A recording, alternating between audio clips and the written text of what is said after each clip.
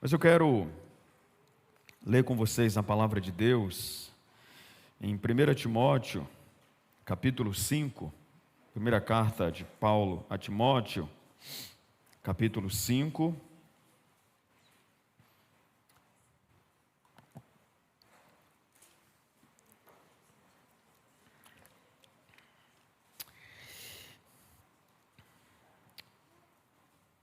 Primeiro Timóteo, capítulo 5, versículo de número 8.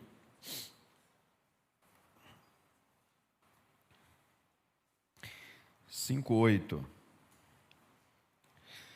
Se alguém não tem cuidado dos seus, e especialmente dos da própria casa, esse negou a fé e é pior do que o descrente, é pior do que o infiel. Amém. Ó Senhor Deus, obrigado pelo privilégio de poder ler e ouvir a Tua palavra, a Tua doce palavra, essa palavra que é mais doce do que o mel, essa palavra que nos confronta, que nos conforta, que nos ilumina. Ó Senhor, como é maravilhoso, que privilégio que o Senhor nos concede nessa noite. Mas eu peço, Senhor, que o Senhor ilumine as nossas mentes e nos faça entender essa revelação preciosa que é a Tua palavra. Que o Senhor fale aos nossos corações e que ao término desta pregação possamos nos sentir mais fortalecidos, mais encorajados, mais revigorados a obedecer ao Senhor.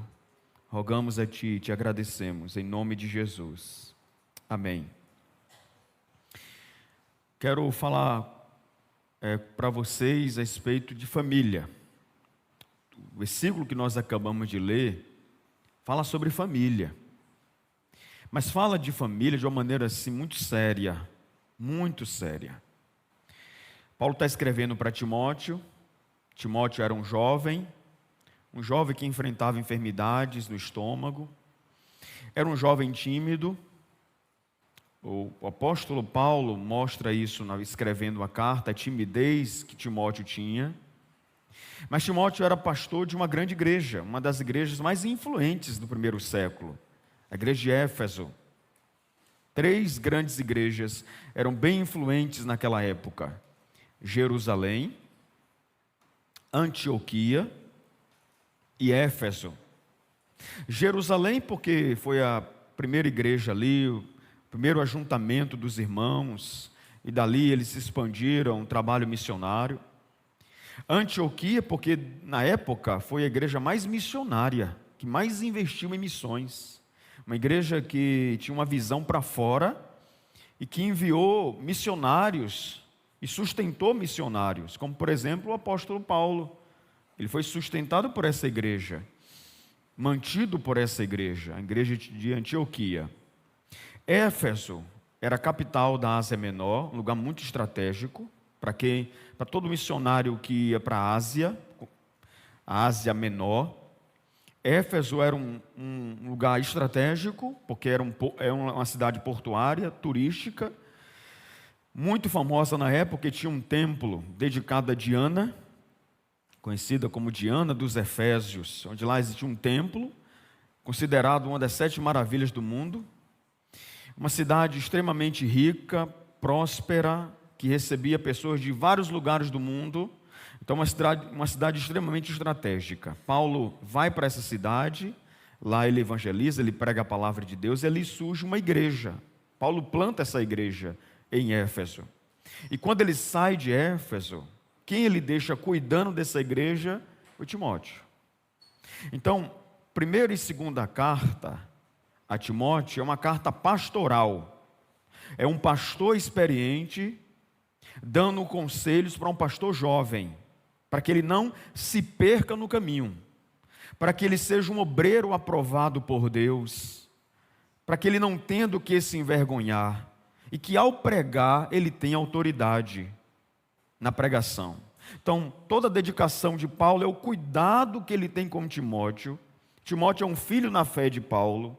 Timóteo é um jovem muito humilde que ouve Paulo, então Paulo vai escrever, e essa carta ela é inspirada por Deus, por isso que ela está na Bíblia, e ela não serve apenas para Timóteo, ela serve para toda a igreja. E Paulo chega em um ponto a falar sobre a importância da família, e ele é enfático em dizer que se alguém que se diz piedoso, que se diz fiel a Deus, que se diz de oração, que se diz muito dedicado na obra de Deus, mas que não cuida dos seus, ele cuida de várias coisas, ele cuida do trabalho, ele cuida da igreja, ele cuida do seu lazer, ele cuida de muitas coisas, mas se ele não cuida dos seus, especialmente os da sua própria casa, família nuclear, se ele não cuida da sua própria casa, negou a fé, é um apóstata, se desviou, ele é um desviado, um apóstata, um herege, e ele não sabe, não tem consciência disso, se desviou da fé, e ele diz, e é pior do que o infiel. No olhar de Deus, um crente que não se empenha a cuidar da sua família, por mais que ele seja elogiado fora do seu ambiente familiar, por mais que ele seja querido e respeitado, por mais que ele seja uma pessoa de sucesso fora do seu ambiente familiar, na perspectiva de Deus, no olhar de Deus, ele é pior do que o infiel. O infiel está melhor do que ele. Isso a gente vê a seriedade do cuidado que devemos ter com a família. Infelizmente, eu preciso dizer para vocês, e claro, não é uma novidade, porque está aí, sendo revelado cada dia essa dura realidade, que há muitas famílias doentes, muitas famílias feridas, e isso não está apenas dentro de um contexto secular, mas dentro de um contexto cristão. Muita gente que frequenta a igreja, mas com família adoecida. Muita gente que é um santo na igreja e um profano dentro de casa. Muita gente que vomita a santidade na igreja, mas dentro de casa, no seu convívio com a família, é mundano, é carnal. Muita gente que é humilde para com os de fora, mas para os de dentro é orgulhoso. É calmo para com os de fora, mas para com os de dentro é nervoso, é estressado. Tem toda a paciência do mundo com os de fora, mas com os de dentro não. Por causa disso, muitas famílias feridas, adoecidas. Infelizmente, irmãos, falando agora dentro de um âmbito pastoral, há muitos filhos de crentes e filhos de pastores que não querem ser crentes. Eles não querem ser crentes. Para eles não é atrativo ficar vindo para a igreja. Para eles não é interessante ficar frequentando a igreja. E alguns desses casos, boa parte desses casos, melhor dizendo, está muito associado com a falta de bom testemunho para com a própria família. Porque a nossa vida sempre vai falar mais forte do que as nossas palavras. Não tem jeito, irmãos. E quem nos conhece de verdade é quem convive com a gente dentro de casa. Porque dentro de casa a gente se desarma. Dentro de casa a gente não é do jeito que a gente é aqui, é impossível. Dentro de casa, nosso ambiente familiar, é ali que a gente vai se desarmar. Não é que a gente é falso com as pessoas de fora, mas a gente tem pudor, a gente não quer que pessoas fiquem sabendo de detalhes da nossa vida, a gente precisa ter critério, a gente precisa filtrar. E é dentro de casa, nosso ambiente familiar, que as pessoas nos conhecem, a nossa família, sabe dos nossos defeitos, das nossas virtudes, sabe quem somos de verdade. E a nossa vida sempre vai falar mais forte do que as nossas palavras, meus irmãos. Há muita gente que não quer saber de igreja, pelo mau testemunho de crentes dentro da própria casa. Porque aquilo que se fala não se vive. Fala-se sobre um amor, fala-se sobre um perdão, fala sobre generosidade, fala sobre que Cristo muda, que Cristo transforma, que Cristo liberta. E a própria família não vê isso na vida daquele crente dentro do seu convívio. Por causa disso, há muita resistência hoje. Há muitas famílias precisando de cura, precisando de restauração, mas o olhar que nós temos aqui para o texto de Timóteo, não é que essa restauração vai começar por alguém de fora, começa por nós. Se alguém não tem cuidado dos seus, quem tem que cuidar da família somos nós, não é alguém de fora. Alguém de fora pode nos ajudar na oração, em conselhos, pode nos ajudar fazendo com a gente um culto em nossa casa, para reforçar. Mas a maior responsabilidade do cuidado com a família, meus irmãos, é nossa e não de ninguém. É nossa. É você, pai. É você, mãe. É você, marido. É você, esposa. É você, filho. A obra de Deus na sua família começa por você. Estamos aqui ouvindo falar sobre missões. Missões? Obra missionária? Onde começa? Onde ela se inicia, a obra missionária? Se inicia em outro continente? Se inicia saindo da nossa casa e ajudando os mais necessitados? Não. Se inicia no ambiente da nossa casa. Porque se a gente não tem cuidado dos nossos, especialmente da nossa família, negamos a fé. Somos piores do que o infiel. O bom saber, irmãos, é que Deus ama a nossa família. Amém, queridos? Deus ama a nossa família, Deus nos ama e ama a nossa família. Por isso, é importante que você entenda que a sua família é o seu maior patrimônio. Seu maior patrimônio é a sua família.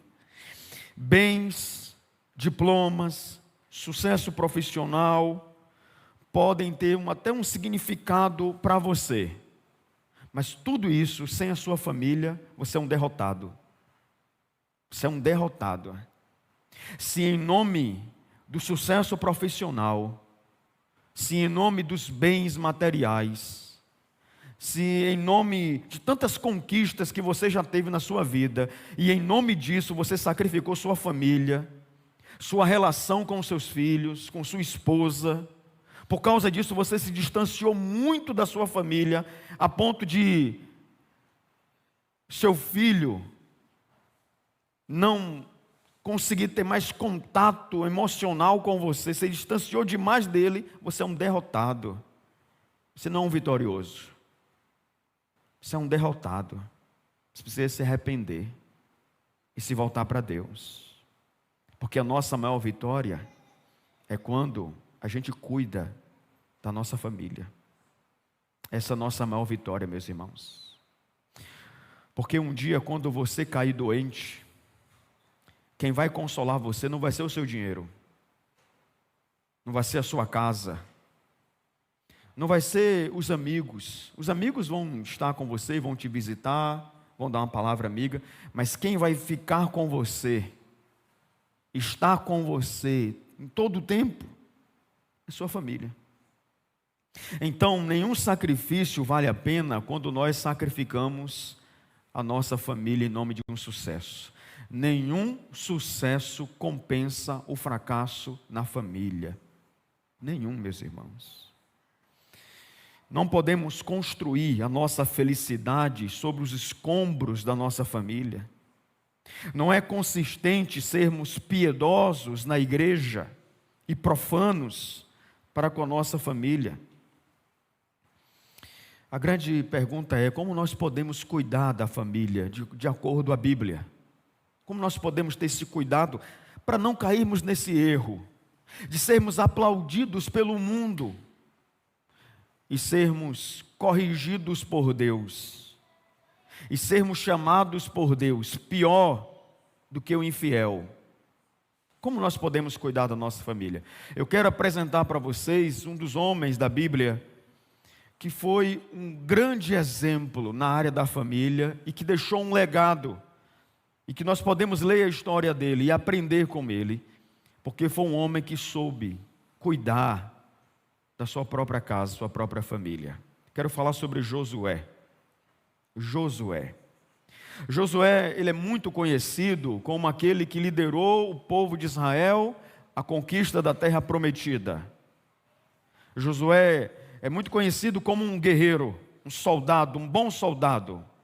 Aquele que liderou a batalha contra Jericó. Quando se fala Josué, logo se associa Jericó, as muralhas de Jericó.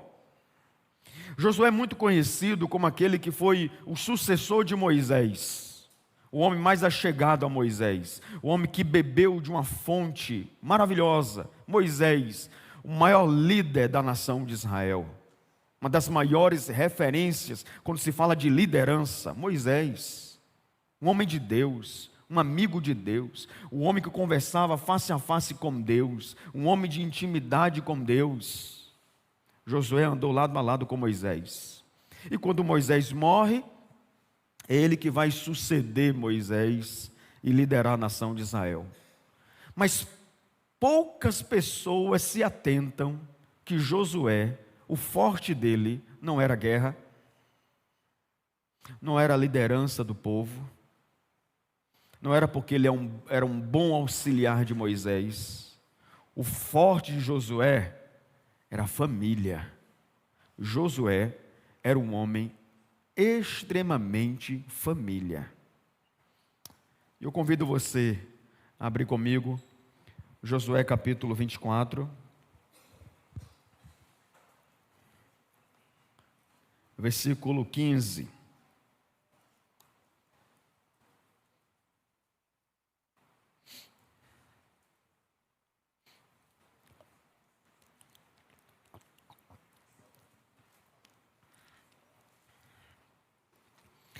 Josué 24, verso 15.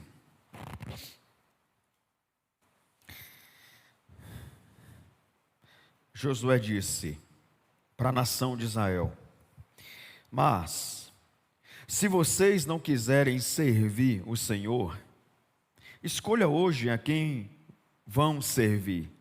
Se os deuses a quem os pais de vocês serviram do outro lado do Eufrates, ou os deuses dos amorreus, em cuja terra vocês estão morando, eu e a minha casa serviremos o Senhor. Aqui são as últimas palavras de Josué registrado na Bíblia. São as últimas palavras. Logo depois vem o livro de Juízes, que já é um momento onde Josué morre e a nação de Israel vai passar agora por um período dos juízes liderando a nação. Essas são as últimas palavras. Ele vai fazer uma renovação da aliança do povo para com Deus. Ele reúne a nação. E eu fico a imaginar a expectativa das pessoas, qual seria o discurso de Josué, o último discurso dele. Qual seriam as últimas recomendações de Josué para a nação? Eu acredito que o povo estava na expectativa de ouvi-lo. Ele já estava idoso, avançado em idade, já na expectativa mesmo de morrer e a nação ter que tomar as decisões e continuar servindo a Deus. Ele reúne a nação e ele diz: hoje vocês têm que tomar uma decisão. Vocês vão servir a quem? Vocês vão ser seguidores de quem? Vocês vão ficar o tempo todo dependendo de um Moisés? Dependendo de um Josué? Quem vai ser a referência de vocês? Vocês precisam tomar uma decisão, porque na vida espiritual é assim, irmãos. É uma questão de decisão. Tem coisas que ninguém vai fazer por você. Você tem que tomar uma decisão. Às vezes nós temos uma tendência a culpar os outros por tudo de ruim que acontece na nossa vida. Mas muitas das coisas ruins que acontecem na nossa vida é uma falta de decisão. É porque é fácil a gente justificar o nosso fracasso culpando os outros. É confortável. Alivia a nossa consciência. A nossa consciência não dói tanto. Fracassar e culpar os outros. A consciência não dói. Porque o nosso ego, nossa carnalidade, nossa natureza adâmica caída, ela sempre procura meios para atenuar a consciência, para que a gente não se arrependa, para que nos convença de que, não, você é bom, os outros que são maus. Então Josué está dizendo, vocês precisam tomar uma decisão. Quem é que vocês vão servir mesmo? Vocês vão servir aos deuses que os pais de vocês serviram antes de atravessar o Jordão? Vocês vão servir a quem? Vocês querem servir a quem? E aí, de repente Josué fala agora dele e da família dele. Ele diz assim, eu tomei já a minha decisão. Eu tomei a minha decisão. Porque o bom líder não é aquele que manda na vida das pessoas. Porque isso é ser chefe. Líder é aquele que influencia. É aquele que ensina. É aquele que dá a receita. Mas a decisão é sua. A decisão é do liderado. O bom líder, ele não manda nas pessoas. Ele ensina as pessoas. Então Josué, ele não toma a decisão pela nação. Cada um tem que tomar a sua decisão. Mas ele diz, eu já tomei a minha. E a minha decisão é a seguinte, eu e a minha casa serviremos ao Senhor. Ele toma uma decisão, ele toma a decisão juntamente com a família dele, e ele diz, eu e a minha casa vamos servir ao Senhor. Qual o cuidado que Josué está tendo aqui com a família? Em primeiro lugar, ele está exercendo liderança espiritual na sua família. Família precisa, irmãos, de liderança espiritual. E o maior responsável pela liderança espiritual da família é o homem. O homem. O homem tem que ser o pastor da sua própria família. Ele tem que ser um crente em Jesus Cristo, convertido a Jesus Cristo, que vai pastorear a sua família, cuidar da vida espiritual da família. Esse cuidado espiritual fala de muitas coisas, dentre elas, o culto doméstico. Deixa eu lhe perguntar, você, cuja família é uma família temente a Deus, que respeita Deus, talvez não frequenta tanto igreja, mas você tem uma família que respeita Deus, que tem temor de Deus no coração. Deixa eu lhe perguntar, na sua casa existe culto doméstico? Na sua casa a família se reúne para orar? Lá vocês fazem orações? Ou é cada um no seu canto? Como é que é a vida comum do lar de vocês? Lá vocês oram juntos? Lá vocês agradecem a Deus antes das refeições juntos? Lá vocês sentam na mesma mesa para se alimentar? Ou cada um se espalha na hora das refeições? Como é que é o seu lar? Como é que é a organização da sua família? Lá o altar de Deus está estabelecido, onde a família se reúne. E você, meu irmão, que é um líder espiritual da sua casa, lá você lê a Bíblia com os seus filhos, com sua esposa. Como é que você tem liderado a vida espiritual da sua casa? Tome cuidado, porque o maior interessado em destruir a sua família é Satanás. E Satanás não recua porque você está vindo para a igreja. Satanás não vai recuar porque você tem uma Bíblia. Satanás não vai recuar porque sua mãe é crente, seu pai é crente, por isso ele vai recuar. Satanás não vai recuar porque na sua casa você tem uma Bíblia aberta. Satanás recua quando na sua casa, sua família, vocês adoram a Deus. Vocês vigiam nas programações que vocês assistem dentro de casa. Vocês não deixem que Satanás sente no sofá de vocês e dê gargalhadas com as programações que vocês estão assistindo dentro de casa. Vocês não permitem isso. Vocês são santos de Deus dentro de casa também. Vocês entendem que Deus não está só aqui nesse templo, que Deus é onipresente, Ele está em todos os lugares, inclusive dentro da sua casa. E lá você adora a Deus, lá você serve a Deus.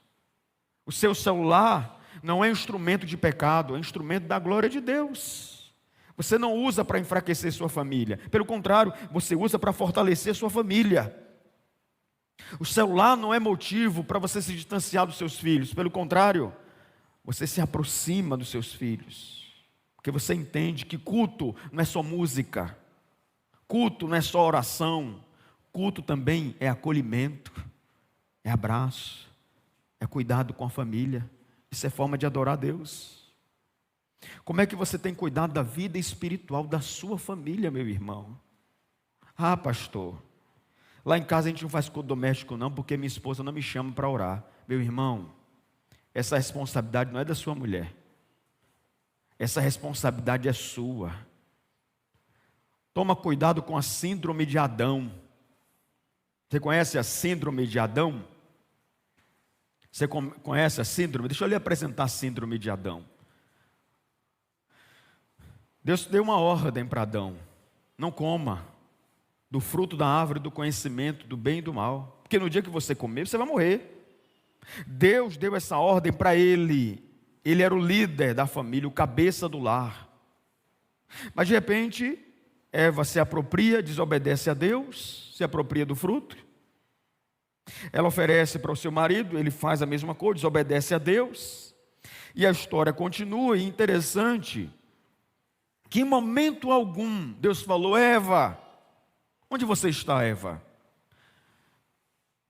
Pela lógica humana, poderia ser dessa forma, porque foi a primeira pessoa a pecar. Mas não foi que Deus fez assim, dessa forma. Ele chama primeiro quem? Adão. Adão, onde é que você está, Adão? Claro que é uma pergunta retórica, porque Deus é muito pedagógico, muito. Ele é aquele professor que faz perguntas para ensinar, não porque ele não saiba, mas porque ele está ensinando. Ele está induzindo a pessoa à humildade, ao quebrantamento, ao arrependimento. Adão, onde é que você está? Aí ele aparece. E quando ele aparece, ele já vem cheio de argumentos para atenuar, diminuir a sua culpa. A mulher que o Senhor me deu do fruto e eu comi. Aí você vê a síndrome, que é terrível. Olha como a síndrome é. Primeiro ele coloca a culpa na mulher. Foi a mulher, não foi eu, Senhor. Ô Senhor, eu sou bom. É a mulher me enganou. Foi a mulher que me induziu, não foi eu não. Quantos homens omissos, que não assumem responsabilidade dentro da casa. Meu irmão, preste atenção. Se Satanás está ganhando espaço com sua família, você tem que assumir essa culpa. Você tem que se colocar diante de Deus e dizer: Senhor, me perdoe, eu tenho que liderar a vida espiritual da minha família. Tu tem que liderar, meu irmão. Tu tem que chamar tua esposa para orar. Tu tem que chamar seus filhos para orar. Tu tem que ser ministro de Deus dentro da sua casa, meu irmão. Tu está querendo ganhar o mundo para Jesus e perdendo sua família? Tu evangeliza no seu ambiente de trabalho, fala tantas palavras bonitas para o seu colega de trabalho, dentro de casa, com sua própria família. Você não ministra? E põe a culpa na mulher. Foi a mulher. E outra, colocou a culpa em Deus. A mulher que tu me deste, ou seja, o Senhor. Cá para nós, hein? Se tu tivesse escolhido uma mulher melhor para mim, não teria acontecido isso. Não teria acontecido isso. Mas existe uma outra síndrome, a síndrome de Eva. Aí quando Deus agora vai fazer a pergunta a Eva: ô Eva, o que foi que aconteceu, Eva? Foi a serpente. Ela me enganou e eu comi. Foi o diabo. Isso é o diabo. Foi o diabo que fez isso, Senhor. Foi eu não, foi o diabo, é o diabo. E quantos crentes espiritualizam demais as coisas? A coisa está ruim dentro de casa, é o diabo. Tem que orar, é o diabo. Não tem que só orar, não. Tem que mudar. Não é só o diabo, não. Eu fico a imaginar que quando a gente não quer assumir a responsabilidade e fica botando sempre a culpa no diabo, eu acho que o diabo fica dizendo assim: eu não. Eu não fui eu, não fui eu mesmo não. Olha, eu sou mau, eu sou perverso, vivo a matar, roubar, destruir, mas isso aí não foi eu não, hein? Porque tem gente que espiritualiza a coisa demais. A coisa está dando errado, é o diabo. Tudo que acontece de ruim é o diabo. Sim, e a responsabilidade humana? E o compromisso? Como é que está? Está obedecendo? Está fazendo por onde? Porque nem tudo é o diabo. Muitas vezes é a gente mesmo, meus irmãos. É a gente que não vigia nas palavras. É a gente que não vigia nas ações. É a gente que muitas vezes que não queremos ser a nossa melhor versão para a nossa família. E queremos ser a nossa melhor versão para a igreja. Queremos ser a nossa melhor versão para os nossos colegas de trabalho. Queremos ser a nossa melhor versão para os nossos vizinhos. Mas dentro da nossa casa, a gente não quer ser a nossa melhor versão. Seja a sua melhor versão, em especial para a sua família. Que é isso que vale a pena na vida. Faça isso. E por que a gente tem que cuidar da vida espiritual, da família? Porque um dia nós vamos prestar contas a Deus pela nossa família. Você homem, você pai, você marido. Um dia você vai estar diante de Deus. E Deus vai requerer de você a liderança espiritual. E se você falar com Deus: Senhor, muito obrigado, porque o Senhor me abençoou, eu comprei terreno, comprei casas. Senhor, muito obrigado, porque, nossa, como minha vida profissional foi abençoada pelo Senhor. Nossa, eu me tornei um empresário, o Senhor me abençoou tanto. Deus não vai querer saber de nada disso no juízo final. Quantos terrenos você comprou, quantas casas, quantos diplomas. Mas Deus vai perguntar para você, meu irmão. Vai perguntar para nós homens, pais, maridos, líderes espirituais da nossa família. Como é que está a tua família? O que é que tu fez com tua família? Isso é muito sério. A gente precisa cuidar da liderança espiritual da nossa família, porque temos inimigos que lutam contra a família. O diabo está usando o Estado, a educação, a política, o entretenimento. O diabo sorrateiramente está entrando na casa de muitos crentes através de desenhos, de filmes, de séries. E infelizmente, com pesar, eu preciso falar isso para vocês. As nossas crianças, que muitas vezes nós trazemos para o culto público, e que nós oramos por elas aqui na frente, e que nós a conduzimos para uma salinha para ouvir a palavra de Deus. Mas infelizmente, muitos pais estão dando gotas de remédio para os filhos, mas dentro de casa, durante a semana, estão dando litros de veneno para os próprios filhos. As porcarias, as imundícies que esses meninos e meninas estão tendo acesso. Estão tendo acesso. Por isso que muitas crianças sexualizadas, pensando em assuntos que deveria ter mais maturidade para poder estudar, para poder ter acesso, mas a meta do diabo não é destruir essa geração, porque essa geração tem muitos convictos.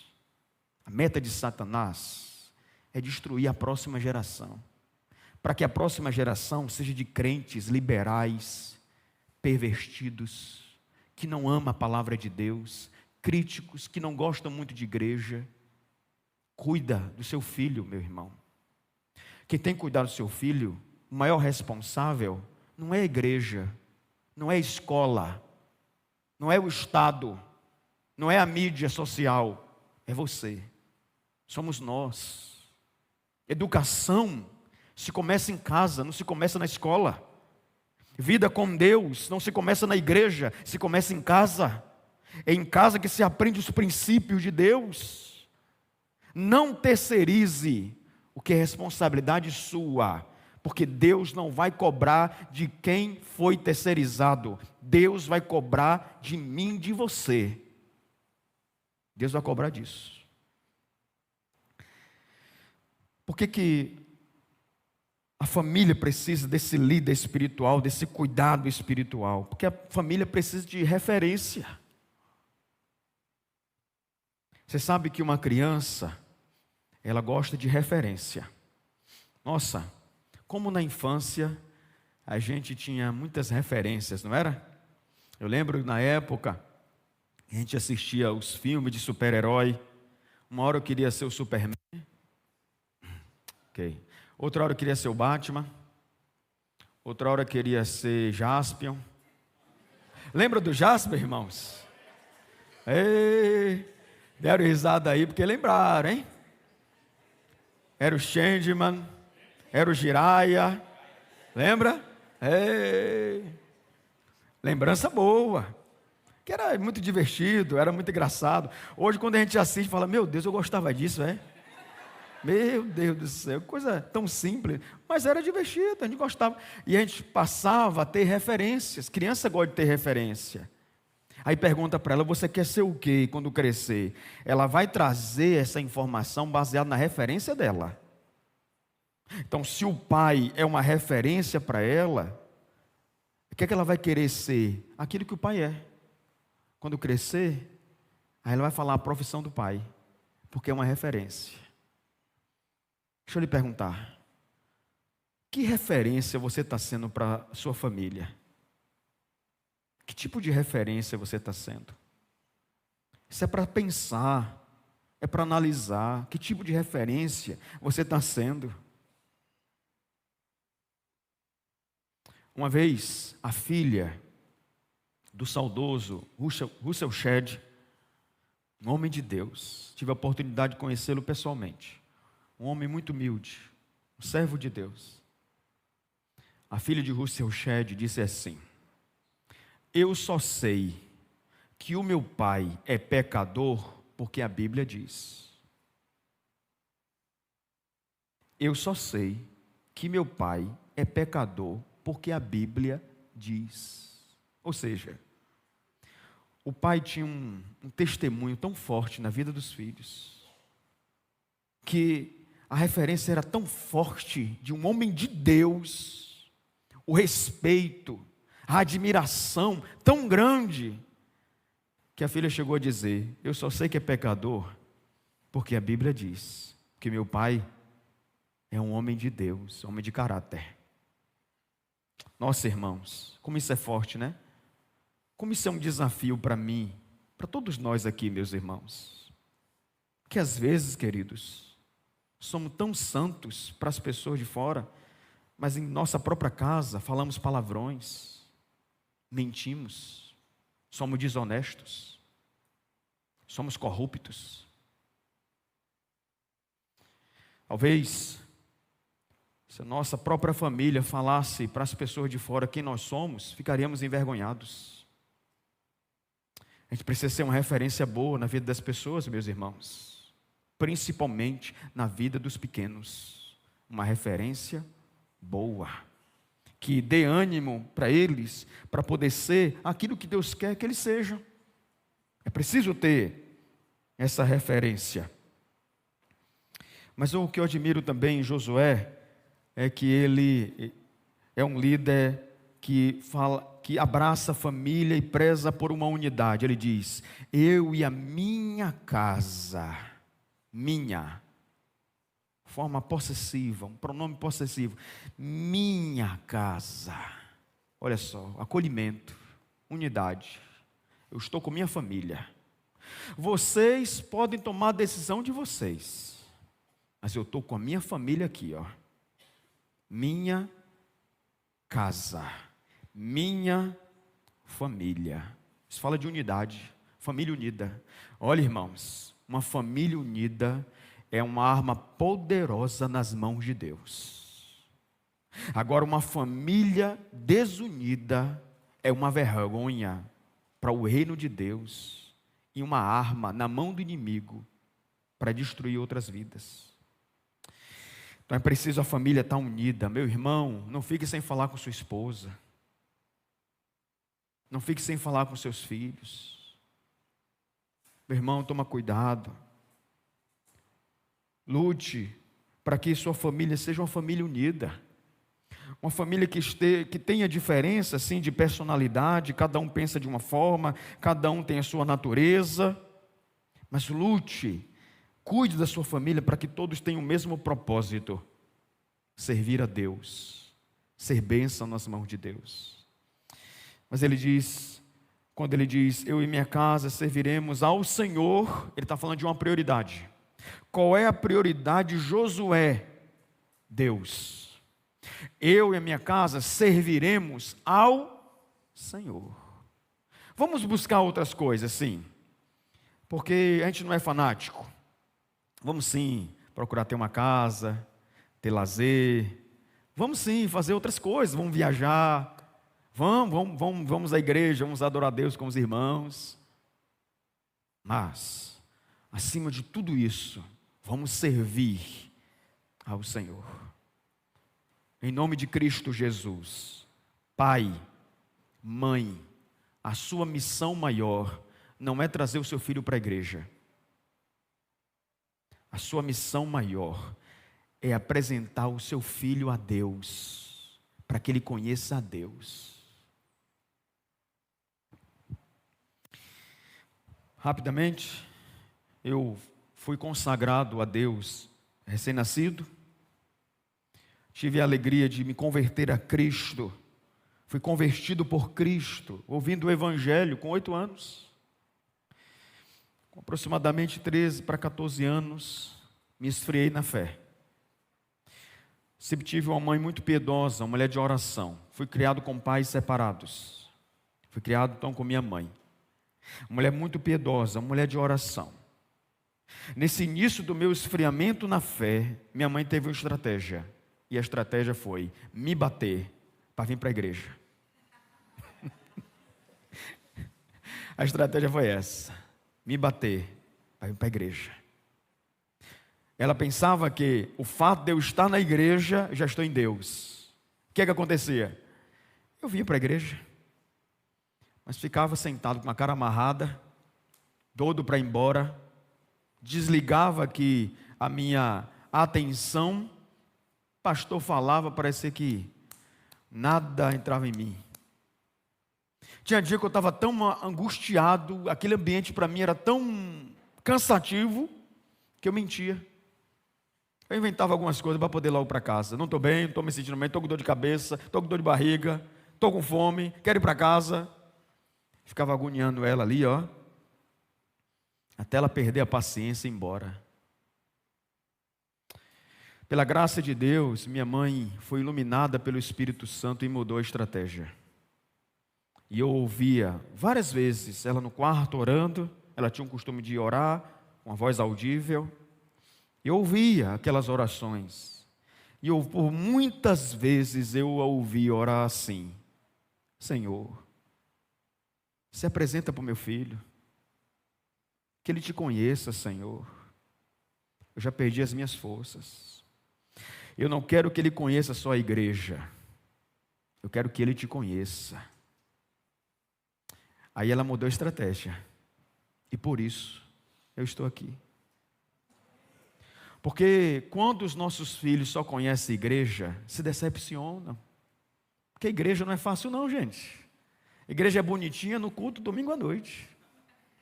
Vai conviver para tu ver. Não é brincadeira não, porque eu sou difícil. Eu sou bem complicado. Nós somos assim. Igreja não é fácil. Põe os nossos filhos na igreja sem conhecer a Deus, a chance deles se frustrarem, nunca mais querer saber de igreja é muito grande. Não é porque os outros são complicados, não. Nós somos, eu sou, todos nós aqui somos. Somos miseráveis pecadores. O que é que nos mantém nesse ambiente? O que é que nos mantém nessa comunhão? Cristo. Conhecer a Deus. Quando Josué diz, vamos servir ao Senhor, é que ele está dizendo, para a gente não vale só estar na nação de Israel, pertencer ao povo da aliança. Para nós a prioridade é servir a Deus, é amar a Deus. E eu e minha família vamos fazer isso. Vamos servir ao Senhor. Que Deus nos abençoe, queridos irmãos. Que Deus nos dê essa graça de podermos cuidar da nossa família, conforme a sua boa vontade. Feche seus olhos, por favor. Ó Senhor Deus, nós queremos te pedir perdão por todos os nossos atos de desobediência, todos os nossos atos que têm enfraquecido a nossa família, o nosso mau testemunho, as nossas ações erradas. Nós te pedimos perdão, Senhor. Nos perdoa, Senhor. Nos perdoa. E nós não chegamos ao Senhor da forma como Adão disse, querendo colocar a culpa em outra pessoa. Não. Nós assumimos as nossas responsabilidades, nós te pedimos perdão e que o Senhor nos ajude a cuidar da nossa família, para não sermos piores do que infiéis diante do Senhor. Que o Senhor nos ajude a ser bênção na vida dos nossos, sermos a nossa melhor versão para a nossa família, e que eles vejam Cristo através de nós, que eles vejam a glória do Senhor através de nós, que o nosso maior sermão seja a nossa vida, Senhor, que eles possam ver o Senhor através de nós, que a nossa família te conheça, tenha um encontro com o Senhor. Não queremos vê-los apenas na igreja, queremos vê-los servindo e amando o Senhor. Muito obrigado, Deus, pela tua palavra, em nome de Jesus.